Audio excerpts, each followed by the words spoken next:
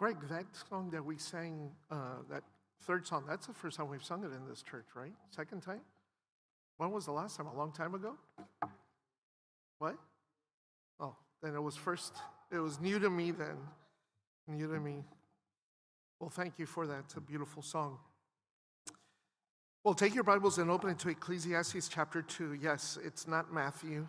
If you probably looked into our church website, we're starting to put bulletins, the week's bulletins on the church website, so you can just maybe have some of the another way, another avenue to receive the announcements, and another line of communication, and perhaps just be ready to prepare for worship as you know what's ahead, because the coming together and what is planned and how it's ordered and things like that is not just out of personal preference or just done arbitrarily.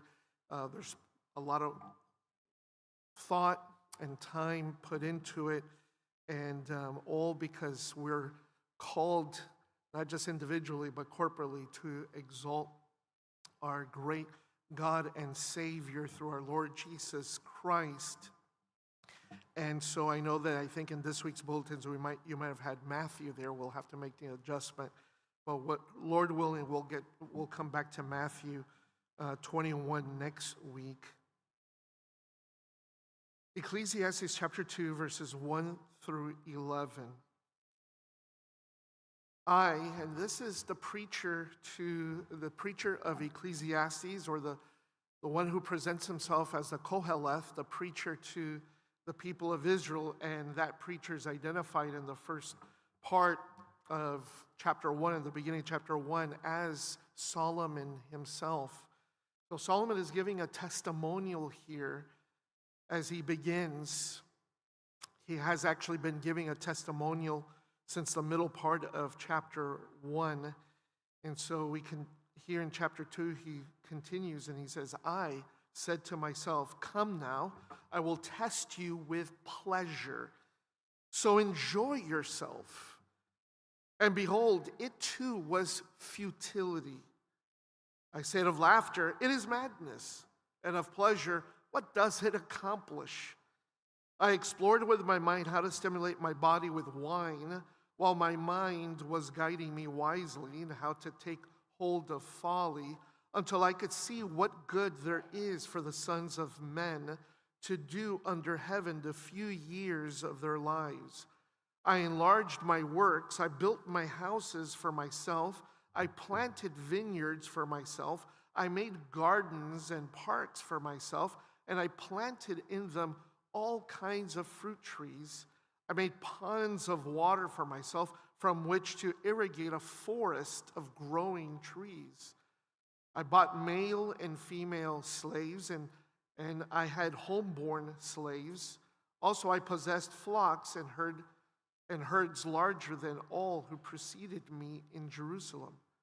Also, I collected for myself silver and gold and the treasure of kings and provinces. I provided for myself male and female singers and the pleasures of men, many concubines.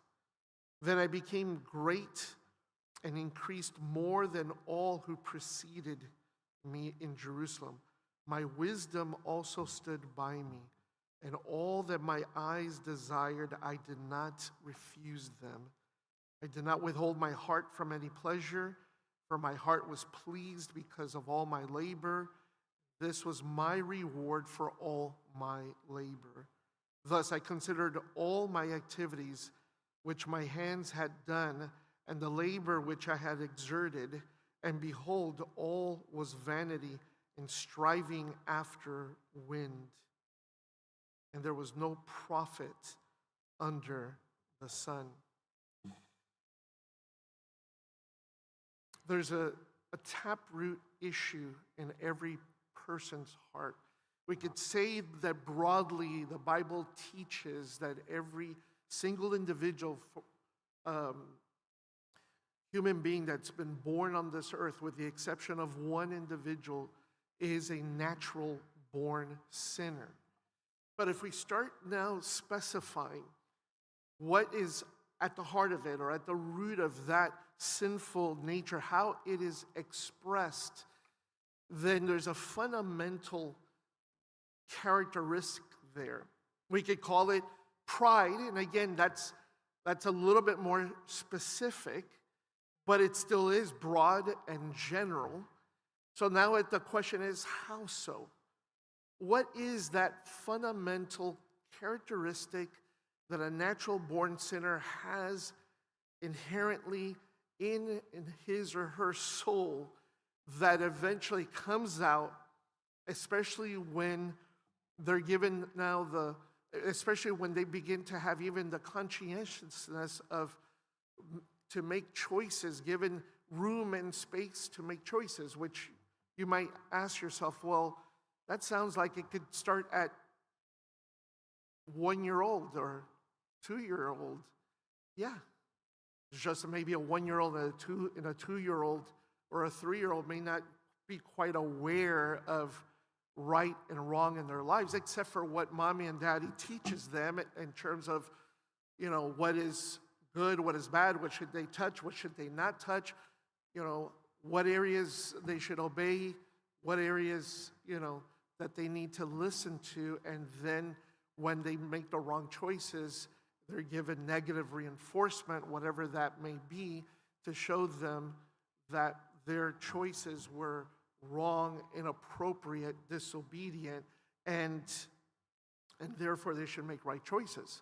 But what you see already early on, when you start seeing a baby start expressing their personality and not just their needs, but their wants, and be given now physical room and space to move about, even in their age of crawling, is that they think that they know better for their lives.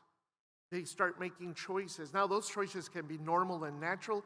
The brain cells are growing there, and so there's a lot of knowledge that is also being intaken. There's a lot that they're seeing, and so therefore there's a lot of curiosity, and there's an adventuresome spirit. And if you give birth to boys and raise boys, that adventuresome spirit, just in terms of the intensity of that, raises exponentially. I have 5 girls and 1 boy, or 5 daughters and 1 son, and our first 2, were girls, and then came our son, and we thought that our twin daughters were very active, and our son just beat them to the punch quite easily. Ask one of the older sisters right there. Point is that those things are natural curiosities, natural adventuresome, wanting to but you start seeing that the choices that they make on their own, or even after they're given parameters and boundaries, are choices that start reflecting a rebellious spirit, a striving for autonomy, a striving for independence. Even when you tell them no, they still want to perhaps do and stick the finger in the outlet, or touch the hot pan, or grab something that they ought not to grab. And of course, those type of choices, as a child grows up into then a young person or into adulthood, just becomes more sophisticated in terms of their expressions for autonomy and independence, because inherently people profess to be wise. And they want to be wise, and they strive to be wise in their own eyes. And there's the fundamental problem, the specific expression of sinful pridefulness in each person that goes all the way back to the beginning, to the original sin. When Eve was deceived to disobey God and eat of the forbidden fruit, the last thing that she says when she finally sees when she is falling for the seduction of the attractiveness of the fruit, one of the things is that she thought that it would make her wise. Why? Because part of the deception was, if you eat of this fruit, you shall be like God. God is wise. There's no one wiser than him.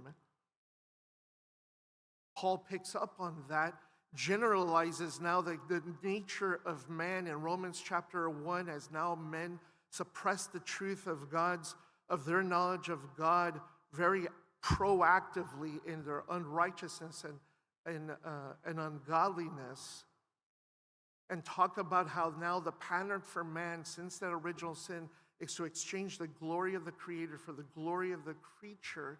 And so one of the things that you find that the creature is characterized by since that original sin by Adam was that man professes to be wise, but he became a fool. Professing to be wise, but became a fool. And that's been a conflict in people's, it been a conflict between people and God in the rebellious state against God, is wanting to be wise in their own eyes, being autonomous in the acquisition and in the reasoning and the processing of knowledge, and to try to figure out life on their own and come up with answers to life, coming up with meaning and purpose to their lives on their own without the fear of God. But the Word of God tells us very clearly, and Solomon himself tells us clearly, that the beginning of wisdom is what? The fear of the Lord. It's the fear of the Lord. Take God seriously. Make sure that He is the one who's at the epicenter of your life, who's governing your life, who's guiding your life. In fact, later there in Proverbs chapter 3, one of my favorite passages are in Proverbs chapter 3, verses 5 through 7, when he exhorts his sons and every other young man that in the kingdom, every citizen in the kingdom, through these proverbial sayings. The exhortation is what? Trust in the Lord with all your heart. And do not lean on your own understanding. Acknowledge him in all your ways. Do not be wise in your own eyes.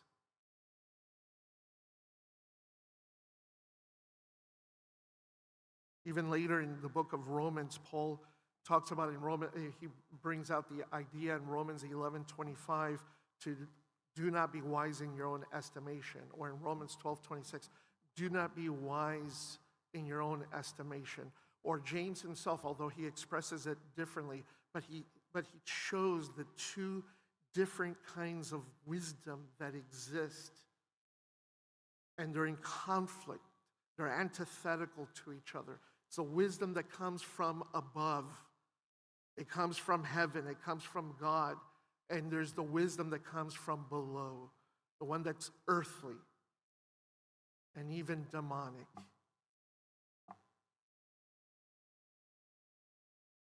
So the point is that when we do not fear God, when we do not take him seriously, to have him, to be serving him and him alone, to have him as the epicenter of our lives, to have him be the one that's governing our lives, that we're aligning our will with his will, and that we are now making him the object of not only of our trust, but the aim of our lives, be that to glorify him, then we are saying we think we're wiser than God, so therefore we'll be wise in our own eyes.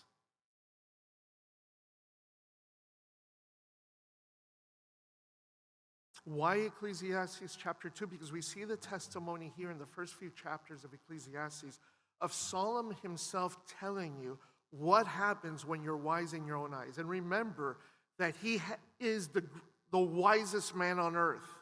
Why is he the wisest man on earth? Because the Lord gave him a blank check in 1 Kings chapter 3 and told Solomon, ask me whatever you want and I'll give it to you. Imagine that. Are the wheels in your mind turning now as to what you would have answered? Now, don't tell me you would have answered the same way as Solomon. Maybe, maybe not. Because now we have Solomon's life there in black and white, and we see his life testimony. And so it's easy to perhaps go back and say, well, yeah, of course. No. It's interesting because God said, because you didn't ask for riches and you didn't ask for, meaning that's the tendency for people. Maybe that would be our tendency as well. But he was given all that wisdom. He did practice it. He had even not only a wisdom to judge people well, but he had certainly the gift of wisdom that enabled him to receive God's revelation and then be able to put it down in writing, put down be able to understand the divine revelation even regarding practical matters such as the Proverbs perfectly, and then write him down perfectly, not because he was perfect, but because the Spirit of God was governing his writings, governing his mind. So in the end, he was born along of the Spirit and he spoke from God. But for most of his life, before he wrote Ecclesiastes, and we have the part of his own personal testimonial here, where he opens up basically his personal diary, he strayed away and he misused his wisdom, or actually, he was negligent with the wisdom that God gave him. He practiced, there was a malpractice, a sapential, wisdom malpractice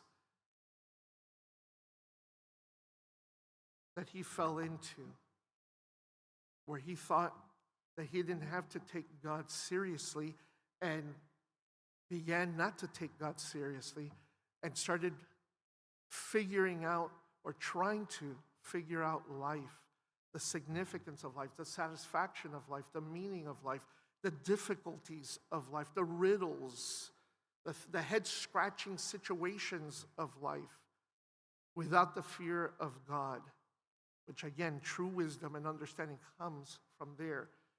He was trying to figure those things out without the fear of God, and so therefore he was being wise in his own eyes, wise in himself. And we see what happens as a result of it here in chapter 2, verses 1 through 11. Solomon certainly does not find that human wisdom can supply the solution to his personal depression. Life's most profound and psyche-racking problems remain unresolved even after the best of man's wisdom tackles them. There are so many intellectuals in this life.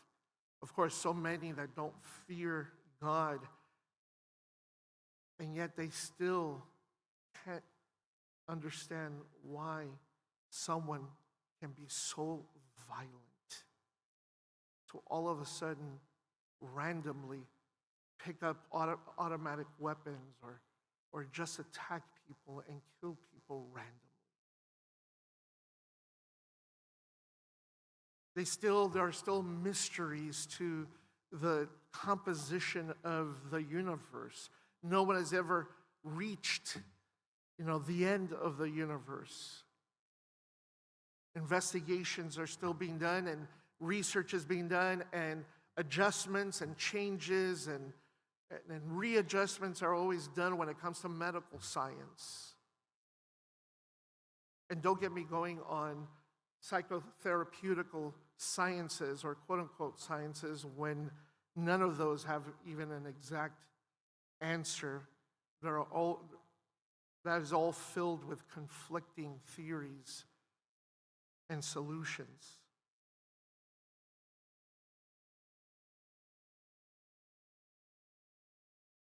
So, when man tries to tackle life's issues, life's most profound problems, when they're trying to find satisfaction and happiness and purpose without the fear of God, depression will happen. frustration will happen, vexation will happen. So for Solomon, in the first part of his personal diary in chapter 1, for example, from verse 12 all the way through the end of the chapter, he turns to trying to figure out life by his own wisdom. But when that didn't, in the end, satisfy him, in fact, at the end of chapter 1, it says, because in much wisdom there is much grief, because the more you know about life, the more questions, rise up in your own mind as to why? Why? What's the point of this? What's the meaning of that? So, in much wisdom, there's much grief, and in increasing knowledge results what? In increasing pain. You might have heard of the old saying, and maybe Solomon would have agreed with this, that what I don't know won't hurt me. Problem is, he knew so much. And even then, that kind of human wisdom, what I don't know won't hurt me, is also fraught with a lot of pain at the end. Ignorance is not bliss, particularly if it's an ignorance of the knowledge of God and the knowledge of His will, the knowledge of His truth. If you don't feel the pain now, you will feel it at the end of your life. When you're at death's door. Which Solomon reminds the older people in chapter 12 about aging and physical decline, and eventually man returns back to the dust. In fact, he reminds the younger generation of the kingdom that when everything is all said and done, the conclusion, when all has been heard, is fear God and keep His commandments, because this applies to every person. Why? Because God will bring every act to judgment, everything which is hidden, whether it is good or evil. So, we find that there's failure and limitations with men when they strive after wisdom apart from the fear of God. When they want to figure out life and find joy or find meaning, and they try to do it by their own human intellect and the striving for knowledge, there's failures and limitations. There's increasing pain. There's increasing grief. There is dissatisfaction. There's failure and limitation that are highlighted by Solomon there in his quest for wisdom, as well as in human achievements. All of it is futile and incomprehensible without the knowledge of God, without the fear of God. As Christians, we would say without Christ, because He is, as it says in Colossians 2:3, I believe, He is the very treasure chest of all wisdom and knowledge. So in the end, apart from a relationship with Christ, facts and information are knowable, but ultimately they're incomprehensible.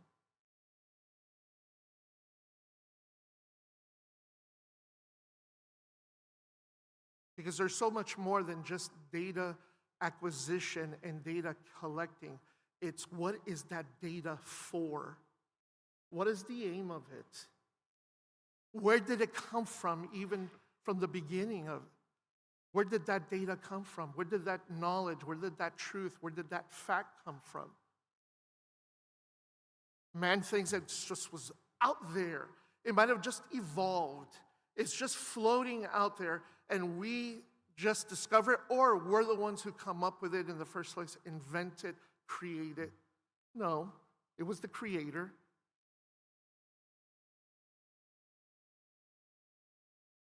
And that knowledge has an aim to ultimately glorify the Creator, because all things exist for the glory of God. Then in these 11 verses of chapter 2, Solomon begins to look at, well, if just by the pursuit of knowledge and the pursuit of achievement, human wisdom, if that's futile, if that's painful, if that's incomprehensible, then let me try another strategy. See if maybe this will bring some satisfaction to my life, perhaps bring some answers or at least tranquility to my life.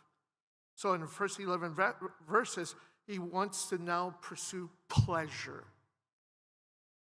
Well, if the books don't work, then let me just give myself to pleasure, to the pursuit of delights, to the pursuits of what makes my senses feel good. So, in these first 11 verses of chapter 2, Solomon shows how he conducted a study of pleasure and seeking pleasure with still wisdom, human wisdom as a guiding principle, and he'll show us the failures and the limitations of that. In other words, what we find here is that Solomon once again opens up his personal diary and tells us about and gives a testimony about his investigation about seeking pleasure in his life and whether that search and that seeking brought satisfaction and meaning to life without the fear of God. And what he tells us is that he only found disappointment and emptiness. We can see here from his own personal testimony that he lays out 3 routes in his life journey that he took in the pursuit of pleasure seeking, that ended up deeply disappointing. I remember many years ago, Cheryl and I, this is even maybe, trying to see if maybe the twins were already born, but many, many years ago when we were living in Los Angeles, it's the time of the 4th of July, and well, we love to go see fireworks. We always want to go see where are the best fireworks. And someone had invited us to go to a different place that we had never been before. I think it had to do with the Six Flags amusement park area there in North LA.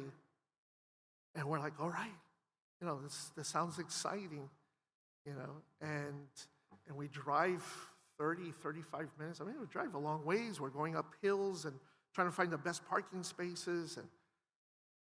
And when the fireworks start, we're like, and then after 5 minutes, 10 max, then we're done. And we're like, that's it? That's it? After the time and of driving and pursuing and parking and finding, that's all?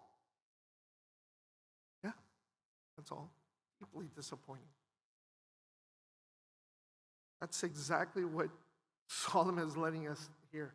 For all the pleasure seeking, it's deeply disappointing when we're seeking pleasure apart from the fear of God. Here are the 3 routes, and we'll just have to summarize because our time is running out here. The first route in his life journey, where he was in the pursuit of pleasure or pleasure seeking, is in the route of entertainment. The route of entertainment.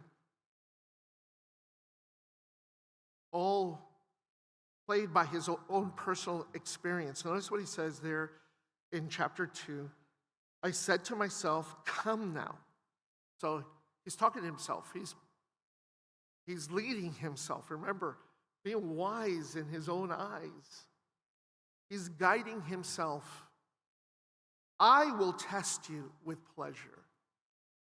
So he's telling himself, hey, no worries, just follow me.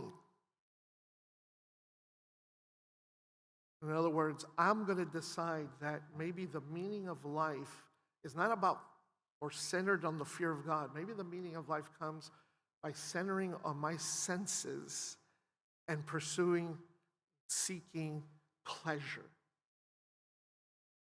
I mean, that's what the Epicureans and the hedonists will say, right?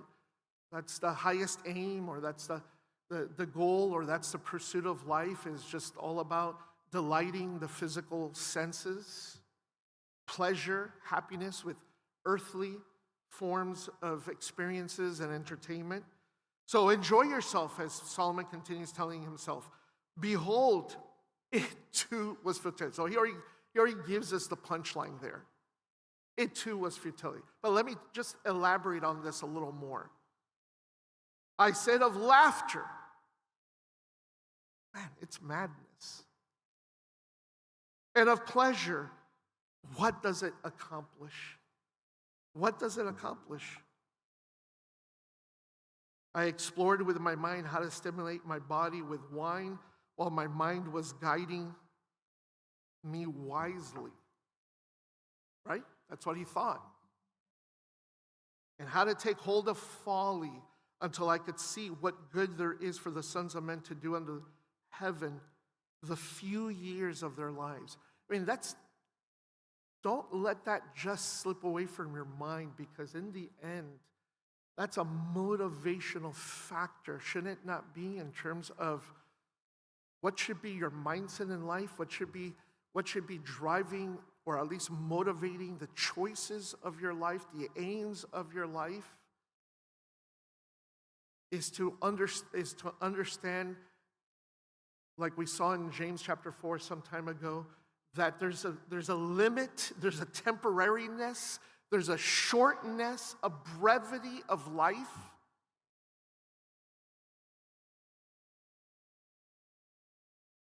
What the sons of men, what humanity will do under heaven, whatever they do under heaven, the few years of their lives. And you say, well, some may live until 89 years old. Yeah, but in the end, compared to eternity, and remember, God, as Solomon later states in chapter 3, I believe in verse 11, he has made everything appropriate in its time. He has also set eternity in their heart. God has designed man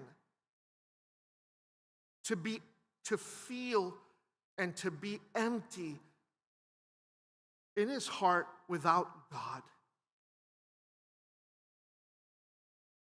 In other words, without God, without having an eternal relationship with him, you are designed to feel empty.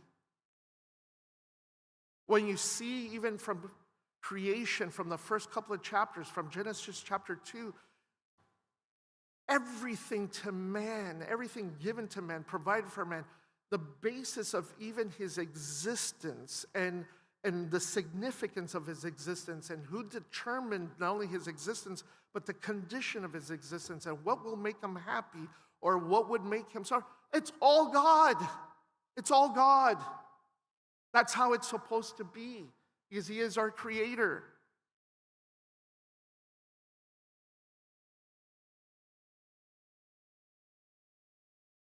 We're not supposed to live apart from God and still feel happy and still feel good. If you feel happy and good living apart from God, apart from the fear of God, it's probably as good as you feel and as that substantive and sweet in your life as a piece of cotton candy. The sweetness is there for a moment, and then it just dissipates. It just dissolves. And then you're like, okay, that's it. I'm still hungry. I still want more. I mean, David said it himself, the Lord is my shepherd, I shall not want. The issue is not whether the Lord is sufficient. It's that the Lord is everything. Everything that I could ever need, everything that I could ever want. Living in Los Angeles, I had an opportunity to work at a drugstore close to the studios, a nice neighborhood, close to Universal Studios, Warner Brothers, all that jazz. And there I worked in customer service, helping customers as they pick up their prescriptions. At some point, I was working as a pharmacy technician. And in that neighborhood, especially close to the studios, you have a lot of celebrities. Not necessarily A-list celebrities, but still well-known celebrities. And some of them are well-known comedians. Won't mention their name. I don't know if it ever becomes public, if I mention a name and the medicine that they would pick up, that I could be sued for violating confidentiality or something like that. But the point is that it was just eye-opening to see that so many of these comedians who really their whole lives are around laughter and making people laugh and trying to be funny were depressed people, miserable people, filled with anxieties and worries and fears. If laughter is all that you're banking on for lasting worth in your life, then you will be sorely disappointed.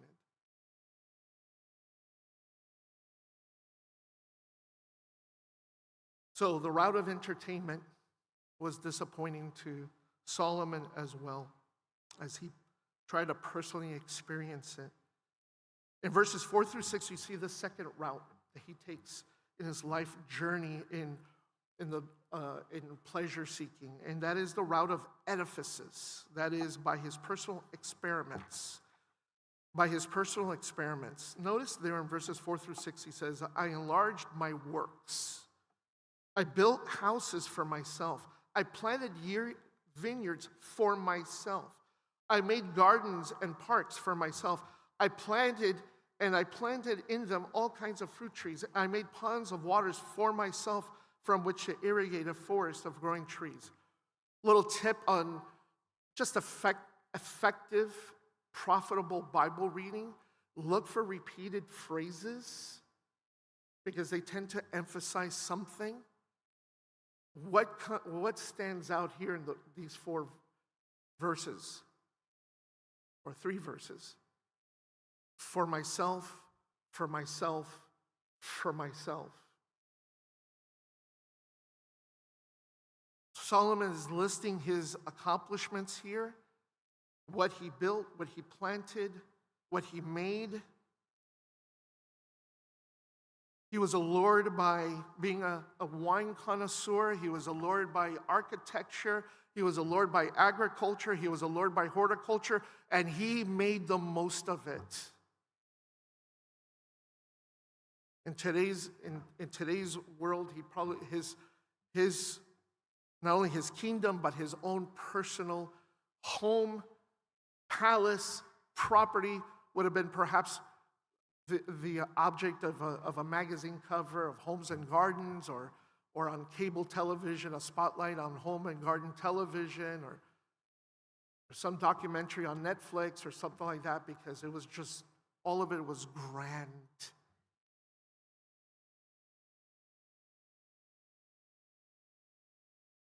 Solomon, listen to this, Solomon had 3 pools with an estimated size. One of them was 582 feet by length, 207 feet by breadth, and 50 feet deep. You could scuba dive in there. The second pool, 423 feet by 250 feet by 39 feet. And the third one, 380 feet by 236 feet by 25 feet. So he had possessions, he had luxury. He basically was using up his wealth. It's all about for himself, not for the Lord. And certainly he was not driven by the fear of the Lord.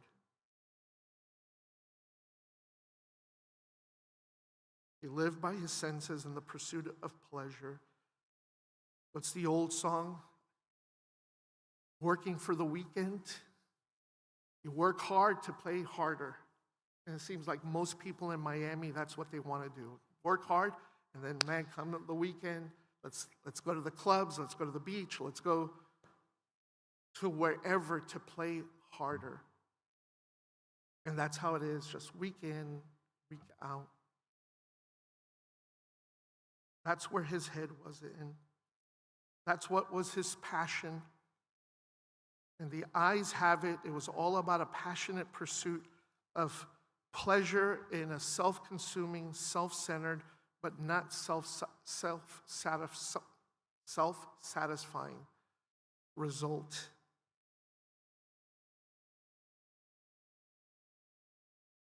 That was the route of edifices, his personal experiments of building and building and building to see what he can get out of it and see what he can accomplish in addition to the route of entertainment in his pursuit of pleasure. And lastly, and I think this is pretty self-explanatory, verses 7 through 9, the route of earnings. In his life journey, there was that route that he took of, okay, let's take this route of earnings. I took the route that's on my personal GPS map of my life, of entertainment, of edifices. Let's look at earnings. That is the pursuit of pleasure by just possessing as much wealth as possible. I bought male and female slaves, and I had homeborn slaves, and I also possessed flocks and herds larger than all who preceded me in Jerusalem. Did you kind of get the idea here that there's a bit of a status matter here? More than anybody else. Why? Because I have it. Why not? Notice, I also collected for myself silver and gold. So, the rich are getting richer here.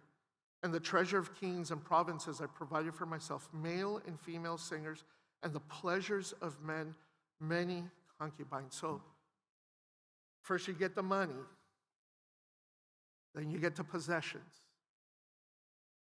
And then in Solomon's order, you get the women. And he was getting a lot of women, not just because of the money he had, because of the alliances he was making with other kingdoms. Instead of trusting in God to protect him and the kingdom of Israel, he just made so many compromises by marrying so many daughters of other kings. And trusting in that scenario, trusting in those circumstances to try to bring safety and security, that all those wives, bedroom theology here, all those wives turned his heart away from the Lord to idolatry. He was not wholly devoted to God as God told them and condemned him for it.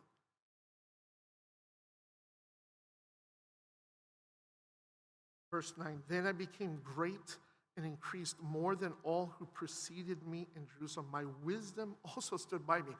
But what good did it do? Again, in the end, in the pleasure-seeking and all that my eyes desired, I did not refuse them. I did not withhold my heart from any pleasure, for my heart was pleased because of all my labor, and this was my great reward for all of my life. And you think, wow, but that sounds pretty good. It sounds like he had a pretty good life, that he was happy. Keep on reading. Thus I considered all my activities which my hands had done, and the labor which I had exerted, and behold, all was vanity and striving after wind. That is, have you tried to take a rope and like a cattle rustler, have you tried to rope the wind? Try to do that one day. Just experiment on that. When it's a really breezy day, see if you can catch wind. And there was no profit under the sun. All those earthly pleasures, all those earthly possessions, all those earthly pursuits, and in the end, it was not profitable at all. It's in the negative. It's -0.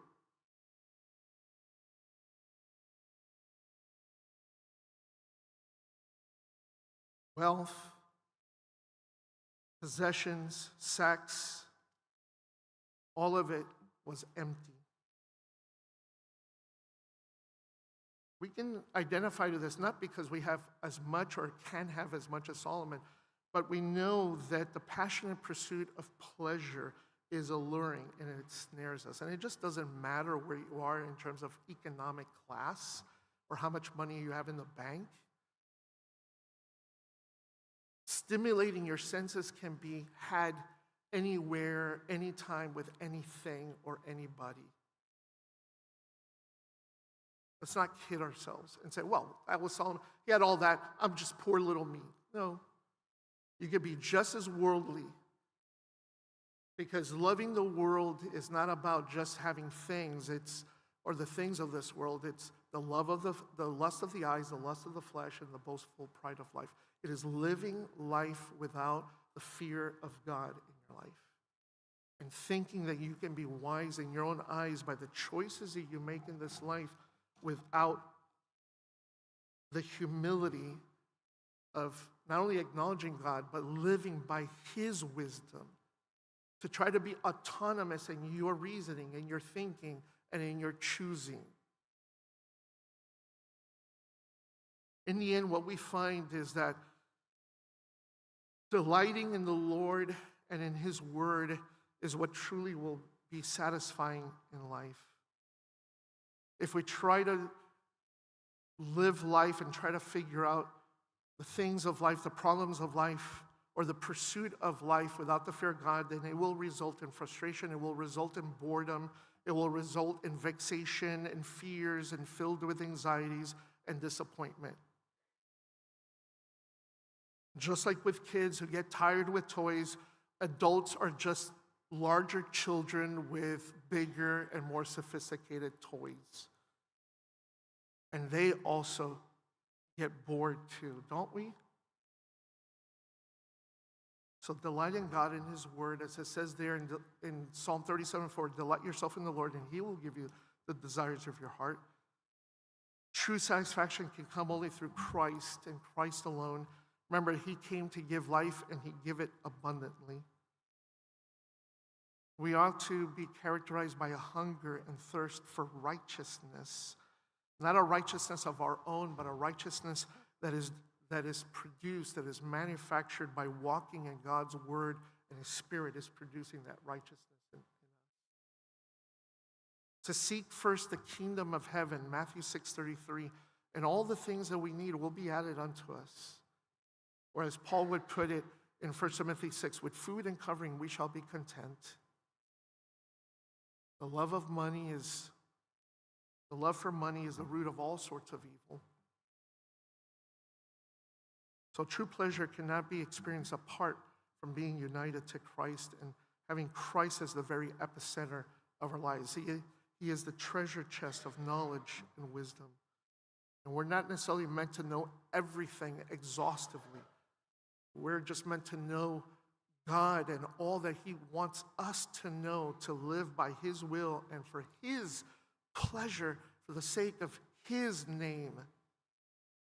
So true pleasure in the end and true joy will not come apart from loving Christ and abiding in His Word. As Jesus said in John chapter 15, verse 11, abide in me and my word abides in you, your joy will be full. My joy will be in you and your joy will be full, will be complete. Amen? Let's stand. Santi, would you come and close?